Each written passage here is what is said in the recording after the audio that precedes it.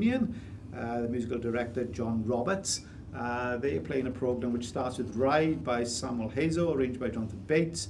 Then we have The Children of Sanchez, Chuck Mangione, if that's the right way of describing it. Mangione. I get my G's all mixed up here. Arranged by Mike Kilmartin with a K. There we go. How's that? There we go. Here we go. Marciola, which is an Irish song by Gerard Fahey, arranged by Sandy Smith, flugel soloist Maria Biza. Salsa Tre Predo by Philip Harper, and they're finishing off with a finale from Turis Fortissima by Stephen Ponsford. They could have made all of those a little bit easier for me to say, but there we go. That's been going really well. But before we go there, we've had a number of guests throughout the day that's coming on, and of course, as you have in any of these areas, there's always a political angle to anything, and it's great to be able to report that the support that's been given by Bolsover District Council, Derbyshire District Council, the local district councils as well. And we are joined by Councillor Duncan McGregor. He's a councillor for Bolsover District Council, the councillor for Derbyshire County Council, and also with the Elmton and Creswell Parish. We're also sponsoring the event. I hope I've got everything involved. You have, sir. Yes, you have. First thing I'm going to say to you as well, I know you supported the event last year when you came and spoke to us. We now know that there's over 10,500 viewers who've been logging in to see the action over in 20 countries and over 217 towns and cities throughout the UK. So as an advert for what you do in this, can't be bettered. It's brilliant. Absolutely amazing.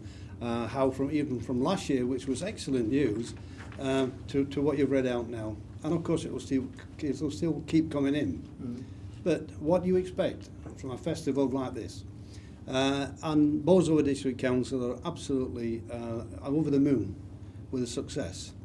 And I took the regarding sponsorship to the parish council, and that's a small village, Creswell, where we had a mine before they were closed. Famous brass band. Absolutely, that's exactly. So it's in our heritage.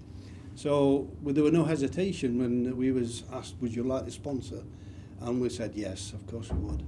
And the success so far proves that was money well spent. Well, it's good to hear that as well. And the link that has been made by the council, working in partnership, which is one of the most important things. We're told all the time that everybody has got to work linked up thinking. But the First Art organisation, which is also behind it, and we've been able to use their expertise to make sure we've got into communities and also been able to send out the message worldwide. We've got Rachel Carter, who's been our social media guru, and she's done fantastic work throughout the day. I hope they're going to give it a day off tomorrow, because she's been working since about 7 o'clock this morning, so they're going to do that. So sending that message out to the rest of the world, it brings the focus back on, and people can see that the communities in these previously mining areas are still vibrant. They still got something to offer, and they still come together, making music, and it's producing a fantastic day. Absolutely, and this is what it's all about. It is working in partnership. Partnership's a key issue, because these sort of festivals, I don't think they would exist without that partnership. First Art plays a very, very important part in uniting the partnership to come forward with such a wonderful experience as what we will hear here this evening, but the world is going to hear. And that's the exciting thing. People from all over the world is going to hear all about brass music in our area, all supported by Bolsover District Council, a small council within the scheme of things in the country. And I hope that other councils in our coalfields will use this as an example and sponsor in next year and make the event even better. There we go. As a politician, of course, we're going to hold him to his promise now. We know that. We know that. We can't take that off camera. I know he's a Labour man, so if Jeremy Corbyn is actually watching as well, this is where the votes are. It's in brass banding. We're going to put that plug in. So before we go there, we got Martin Harris has also joined us. He's on the sofa. He's taken Chris out on some of the most bizarre journeys he got. We only thought he was going to go for half hour. We've lost him for half a day. They've come back.